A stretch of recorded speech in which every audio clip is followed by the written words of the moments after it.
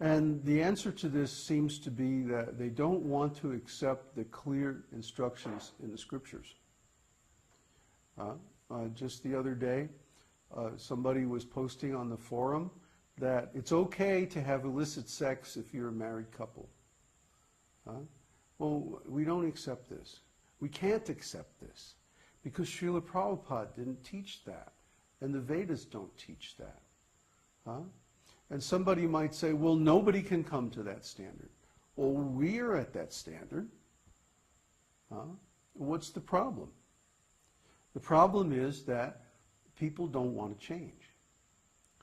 And if you don't want to change, if you don't want to come to the standard, and you say that, make it very clear, I don't want to come to the highest standard. I don't want to reach the highest level of self-realization. That's okay.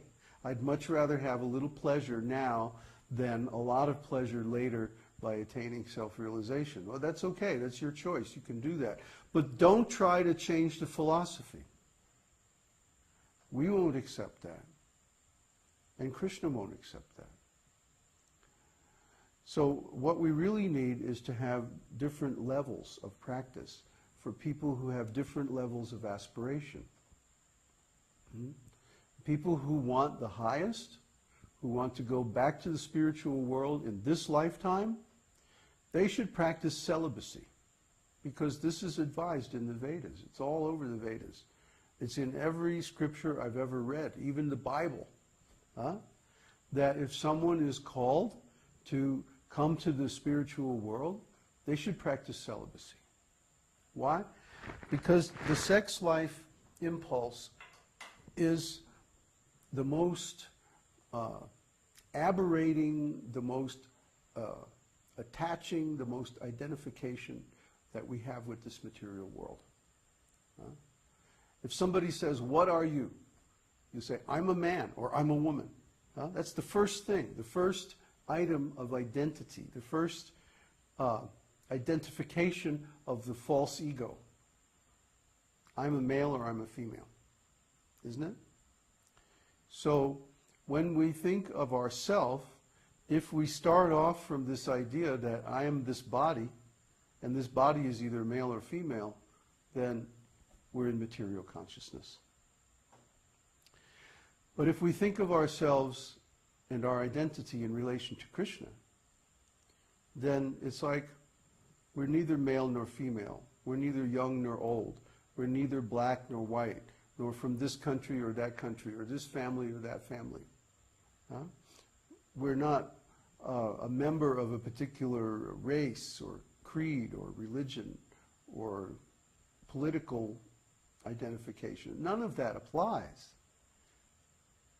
We're all spirit souls, and we're eternal children of Krishna, of God. So what is the point of this sex life? It's simply to propagate the material body, to create more embodiments for more conditioned souls to come into this world and suffer. So why do we want to be associated with that process? That's nasty. It's the root cause of all suffering is this material body. You take any problem, any suffering, any inconvenience that you can name, is all dependent on the body. It all originates from the body. So the soul is not ever a source of problems. Oh, it's always the body.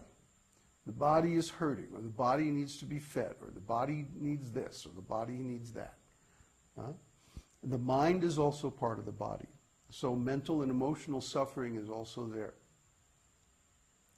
Because the body is conditioned by the laws of material nature, sometimes it's under the mode of goodness and we feel, oh, I'm enjoying. Sometimes it's under the mode of passion and we have to work very hard. Sometimes it's under the mode of ignorance and we're suffering. Just like this last week, I've been very sick. Well, this body anyway. It always happens after an initiation.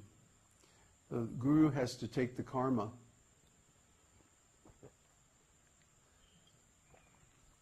of the disciple and transform it or transmute it so the disciple can attain spiritual enlightenment. Otherwise, there's no way, because the karma actually stops us from from spiritual consciousness. I just realized we don't have a Tulsi plant. Duh. Well, yeah. Gotta have a Tulsi plant. Yeah, my buddy. So, when we're suffering from too much karma, then we can't think of Krishna. We can't meditate. We can't chant. Huh? Why? Because, oh, I have to go here and do this and do that. I have to go to work. I have to take care of my family. I have to go here and do this, go there, do that, blah, blah, blah, blah, blah. And on. And it never stops. Huh? It's an endless chain. We do one act of karma, of material activities, and then that creates more karma, which causes another thing to take place, and then that causes more karma, etc., etc., etc. So when does it ever end? Okay. What we're trying to do is create an atmosphere, to create an association where we're not performing karma activities. We're performing nishkarma, akarma. It means there's no karmic reaction. Tulsi Devi ki jai. That's better. Now I feel normal.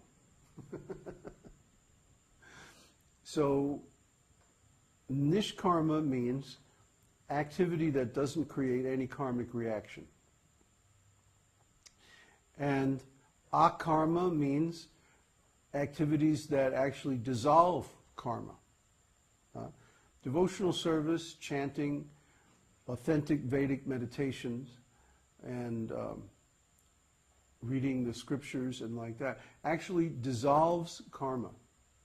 It removes the karma that we've been accumulating for thousands and millions of lives.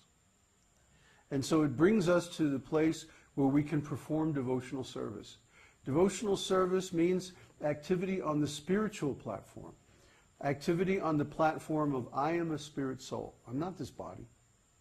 I'm not Mr. So-and-so from this family or that country or this race or this planet. I can live on any planet. I can go anywhere. The consciousness, the soul, is all-pervading. Krishna says in Bhagavad Gita that the soul is all-pervading. And there's two kinds of all-pervading. One kind is the soul is all-pervading in the body. So even though the soul is situated within the heart, still we can feel sensation over our whole body, because the soul is all-pervading throughout the body by means of the prana. By means of prana, there's 5 kinds of prana. And the prana, there is ultimately one, but it manifests in 5 different ways. And so these 5 different kinds of prana go everywhere in the body, and they control all the bodily systems. So by this prana, we are aware of the different sensations in the body, just like I can smell that incense over there, even though it's on the other side of the room, because the air brings the odor of the incense to my nose. Similarly, the prana brings the sensations in the different parts of the body to the heart, because the heart is the center of all the pranas. This is described in Vedanta Sutra very nicely. So by the pranas, we also control the body, those functions that are accessible to our control. And the Supersoul also controls the other functions of the body that are not accessible to our control, such as digestion, the endocrine system, the autonomic nervous system, and so on. So Supersoul is there, along with the conditioned soul in the heart. But the conditioned soul is trapped, and the Supersoul is free. It's described in Upanishads that there are two birds on the tree of the body. And one bird is tasting the fruits. Some are sweet and some are bitter. That's the conditioned soul. The other bird is just watching him. He's the watcher. He's the witness. That's the Supersoul. So Supersoul is there, along with the conditioned soul, in every body. And he's just watching. He's just waiting. Waiting for the time when the conditioned soul is going to turn to him and say, oh, let's fly away from here. Let's go back to our real home. These fruits are no good. I'd rather have your company. And when they realize that, then the two birds fly away and they're happily